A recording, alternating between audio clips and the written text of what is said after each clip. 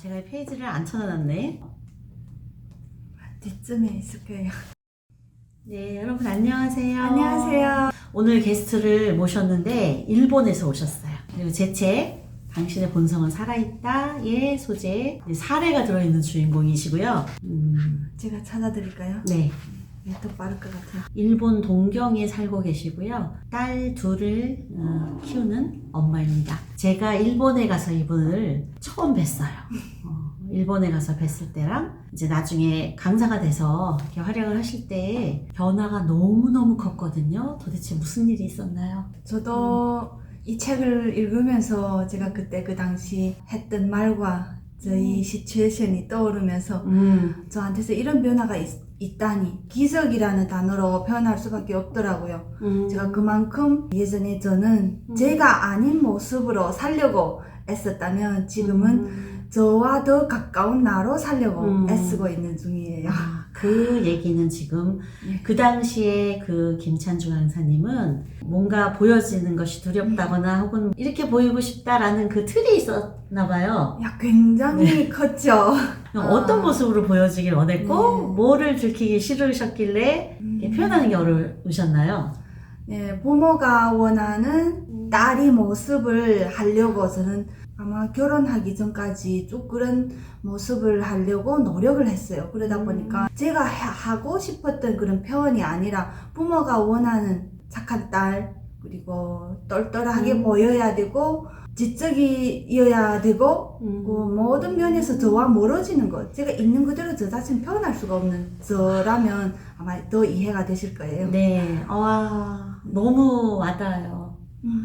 부모들이 원하는 상, 거기에 맞는 딸이 되려고 하다 보니까 자유롭지 못해서 표현할 때 그게 자꾸 떠오르는 거예요. 맞아요. 그런 사람이 돼야 돼. 네, 항상 감시자가 따라오는 거예요. 그렇게 말하면 안 돼, 그렇게 행동하면 안 되는 거야, 이렇게. 예. 근데 지금은 굉장히 자유로우시잖아요. 또 지금 한국 분들, 육아하시는 분들에게도 강연을 하고 계시잖아요. 네. 엄청 자유로워요. 제가 자유롭다는 이 말을 들을 수 있다니 너무 기쁜 것 같아요. 근데 정말 대단하신 게 이분 포기라는 걸 모르셔요. 너무 어려우셨을 텐데 어떤 마음으로 지금까지 이렇게 이어오셨나요? 진짜 내 모습은 어떤 모습일까? 처음에는 그런 마음으로 시작했고 제가 제 안에 제 진짜 모습을 표현하지 못하게 막았던 그런 것들을 대면할 때마다 제가 무너졌어요. 쓰러지고 울고 그런 시간을 버티고 나면 꼭 선물이 따라오더라고요. 그 선물이 내면에서 나오는 힘을 외부에서 주입해서 내가 힘이 있구나 라고 느껴지는 것이 아니라 보여지는 것에 많은 신경을 썼다면 이런 것들이 저한테 힘을 준다고 생각했는데 저를 표현하는 저항들을 걸러낼 때마다 제 안에서 힘이 올라오는 것이 느껴지더라고요. 이 힘을 느꼈을 때의 희열은 아마 제가 태어나서 이것과 비교가 되는 희열은 맛보지 못했던 것 같아요. 그 성공 경험이 있었기 때문에 매번 힘들어도 또 다시 일어서는 그런 힘을 길렀던 것 같습니다. 네, 대단하네요. 이게 치유의 선물, 아까 선물이라고 하셨는데 치유의 선물이 자유. 네. 원래 있었던 거잖아요, 본인이. 그런데 자꾸 이렇게 해야 된다, 저렇게 해야 된다, 어떤 틀에 갇히다 보니까 그걸 신경 쓰느라 오히려 발현을 못했던 그 자신을 찾으셨네요. 맞아요. 그게 힘이 없을 줄 알았는데 제 안에 다 있더라고요. 세상에. 네. 아이들뿐만 아니라 우리 어른이 된 우리 자신한테도 그런 힘이 있고 그 힘이 아직도 죽지 않았다는 것, 그 본성이 살아있다는 것을 제가 대면을 통해서 매번 그 힘을 쌓아갔던 것 같아요. 저에 대한 기준을 제가 제 아이한테 또 그 기준을 세우려고 했더라고요. 똑똑한 아이여야 되고 뭐든 잘하는 아이여야 되고 말하자면 제가 부모한테서 받았던 그 딸의 모습을 제가 제 아이한테 주려고 했더라고요. 근데 그렇게 하려면 똑똑한 아이여야 되잖아요. 그렇죠. 근데 바로 푸르미 교육에서 말하는 재육아가 매력 깊은 사랑으로 책을 읽어주면 아이가 영재로 자란다는 거예요. 그리고 거기에서 더 추가되는 것이 행복한 영재가 된다는 거예요. 근데 저는 행복하지 않았잖아요. 예, 겉보기에는 어느 정도 대학도 나왔고 또 교양도 있어 보일지는 모르겠지만 제 내면은 행복하지가 않았어요. 근데 이 부분을 제가 인지했기 때문에 이 교육이라면 행복하고 똑똑한 아이로 키울 수 있겠구나. 그래서 바로 그때 메리트의 네. 사랑이 행복한 형제를 만든다. 이 음. 책을 저희 교과서로 여기면서 매 아. 발달 단계에 맞춰서 두 아이를 키웠습니다. 아, 네. 부모님들은 사실 최선을 다하셨어. 네. 근데 부모님이 생각하는 그 틀 안에서 최선을 다하셨지만 이분들도 받은 교육이잖아요. 그대로 주셨지만 우리가 그걸 그대로 주기는 좀 점검을 해볼 필요가 네, 있는 것 같아요. 맞아요. 제가 여기 이제 사례 조금 읽어볼게요. 362페이지에 일본에 사는 회원 중 한 명은 코로나 이전에 대부분의 교육이 중국 현지에서 진행되던 시기임에도 중국에 있는 그 회사의 육아성장 프로그램을 선택한 최초의 해외 거주자이다. 이 프로그램 비용을 내는데 오지도 못하는데 온라인이 활발화되지도 않았어요. 네. 그때 선택을 하신 거 정말 대단해요. 정말 저도 놀랬어요. 네, 아주 그 선택 이후로 치유가 이어졌던 것 같아요. 네. 제가 자라오면서 많은 영향을 줬다고 생각하는 분이 저희 아버지거든요. 저희 아버지가 저희한테 가장 많이 했던 말이 말을 잘해야 돼. 말을 똑 부러지게 해야 돼. 근데 그 따라오는 말이 너는 네 앞에 말도 못한다. 이 말이었어요. 저는 그래서 내가 말을 못한다가 너무 걸려 있었어요. 하지만 대부분 말을 못하네. 그러면 좀 잘해보자. 여기에서 끝날 수 있지만 잘하고 싶은 그 열망이 더 강렬했던 것 같아요. 그냥 하는 것이 아니라 똑 부러지게 어쩌면 여기에서 또 상처로 인한 것인지는 모르겠지만 제가 가다 보니까 제 안에 원래부터 갖고 있던 그 열망 중에 제가 표현하고 싶고 언어로 나누고자 했던 이런 부분이 좀 더 강렬했던 것 같아요. 안 되는 강연이지만 그럼에도 어떻게든 해보려고 매번 참석을 했었습니다. 정말 그렇게 부모님이 원하는 모습은 아니지만 그래도 내 존재가 변함없다라는 걸 좀 확인하는 계기가 되셨나요? 네, 됐죠. 이만큼 저 자신을 찾아가는데 큰 파워 있고 그리고 저 자신을 꺼내는 데서 파격적이라고 할까. 그냥 무슨 한순간에 제가 입고 있었던 갑옷을 벗을 수 있었던 그런 프로그램이었던 것 같아요. 너무 멋있어요. 네, 그만큼 아팠기도 했죠. 그렇죠. 얼마나 많이 오셨어. 제가 진짜 말을 못한다가 많이 있었기 때문에 오히려 이 강연에 나간다는 경색에 나간다는 이 자체가 저한테는 큰 도전이었어요. 그렇죠. 이게 감춰야 되는 게 잘해야 되는데 어리버리한 모습을 보이면 안 되잖아요. 맞아요. 어떻게 보면 수치가 드러날 수도 있는데 그럼에도 불구하고 나가실 거예요. 그리고 감정을 경험한다라고 얘기하잖아요. 왜 우리가 치유하면서 그 슬픈 감정을 건강하게 다 표현하셨죠. 다 했어요. 예, 진짜 다 했어요. 애기처럼. 네. 안전한 곳에서. 네. 우리가 자라오면서 수용받지 못했고 공감받지 못했던 감정에 대해서는 우리가 보지 않고 싶잖아. 보지 않으려고 하잖아요.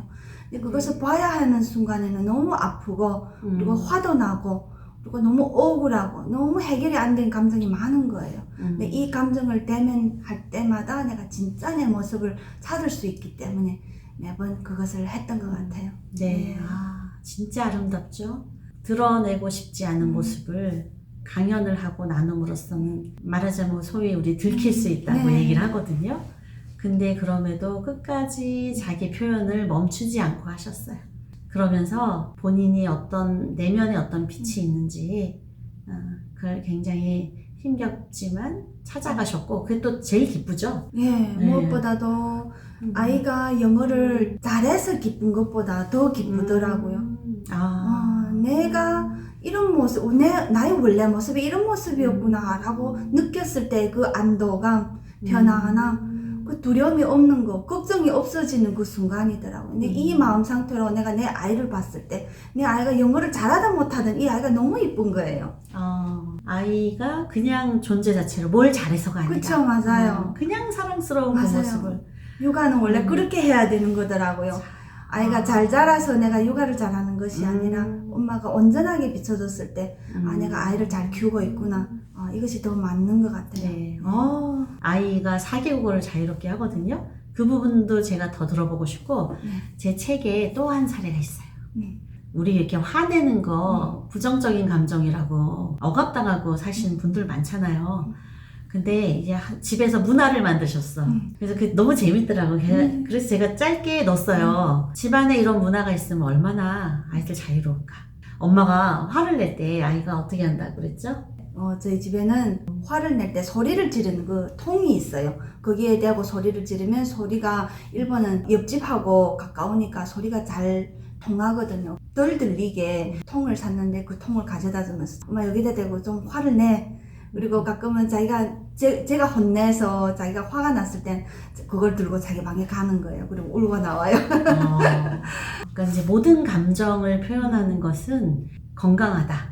괜찮다. 네, 나쁜 감정, 좋은 감정이 없다. 우리는 예쁜 모습만 봤을 때 사랑하고 좀 이렇게 부정적인 감정을 표현했을 때는 이제 싫어하는 부모, 견디기 힘들어하는 부모들이 있잖아요. 네. 문화로 이렇게 자리 잡은 걸 모습을 보니까 제가 좋더라고요.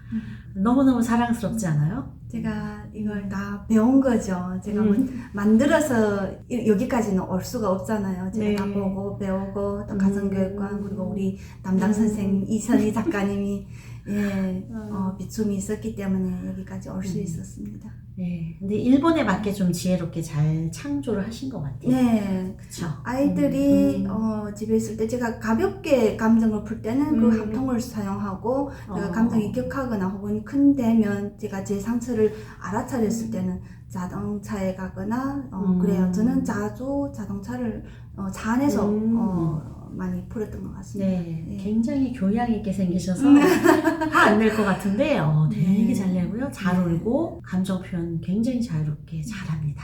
근데 뭐 우리가 그 분노나 욕이라는 건 누굴 공격하기 위해서 하는 게 아니기 때문에 좀 건전하게 처리할 수 있을 때 서로 더 건강해지는 것 맞아요. 같아요. 네. 매력적이고. 맞아요. 그렇죠. 누굴 미워하려고 분노하는 게 아니니까. 그렇죠. 네. 굉장히 미모도 뛰어나신데 육아도 잘하시지, 강연도 잘하시지, 질투 받을까봐 걱정되시겠어요? 제가 해결하지 못한 감정 중에 또 질투가 있더라고요. 아마 이 책을 보신 분들이라면 아실 겁니다. 부모도 사실 자기가 낳은 자식이지만 질투를 할 수 있거든요. 맞아. 저도 받은 그 질투가 엄청나게 크다는 걸 제가 내면 성장을 하면서 알게 됐어요. 하지만 네. 초반에는 이 질투가 너무 크다 보니까 만날 수가 없더라고요. 그래서 나는 질투가 없는데 왜 사람들이 나를 질투할까? 이 질문을 많이 했었습니다. 근데 지금 그 부분은 대면하고 보니까 내 안에 이렇게 많이 있었구나. 내 안에 있었던 것을 내가 외부에서 볼 수밖에 없겠구나 라는 것이 이제는 알리더라고요. 네, 정말 많이 깊이 들어가셨네. 저도 저희 딸 질투 많이 했거든요. 근데 아무래도 받지 네. 못한 거 있고 우리는 굉장히 주려고 하다 네. 보니까 내가 어릴 때 너처럼 그런 환경 다 받았으면 잘했을 텐데 이런 똑같은 게 거였어요. 마음이 똑같은 거였어요. 내 같은 놈 말을 만났으면 너는 복 받은 거지. 왜 이 정도밖에 못해?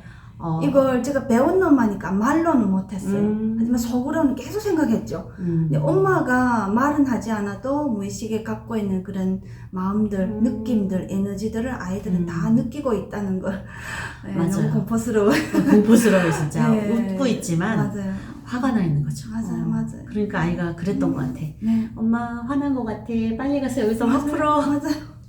우리 여기서 요 얘기를 짧게 끊고 네. 다음에 그 한국 가시기 전에 네. 우리 조금 더 얘기 나눌까요? 네, 좋아요. 오늘은 요 책에 나온 사례로만 잠깐 얘기 나눠봤습니다. 와주셔서 감사합니다. 너무 재밌었습니다. 네. 감사합니다. 다음에 또 봬요. 다음에 봬요.